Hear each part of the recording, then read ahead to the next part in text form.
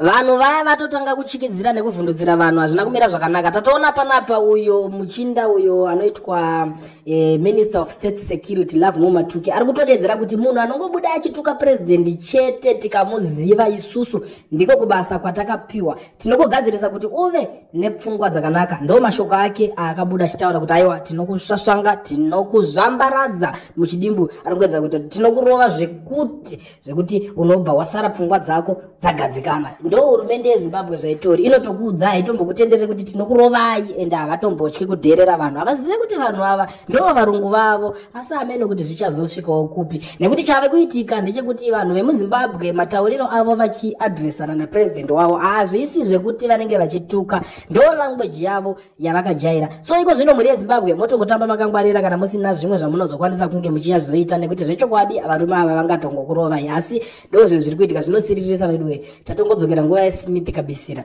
wokutoti aitongorova vanhu paanodira. Iko zvino zvaakunyadzisa ende havachatonyare kungobuda vachitaura kuti tinokurovai. Amen. Ndo nyaya yacho tangoti tingofura nepo zvekare tichikuzivisai. Munozotiudzawo zvamunenge maona zvamunenge muchifungawo ipapapa kuti munenge muchionawo sei nyaya yacho iyoyi.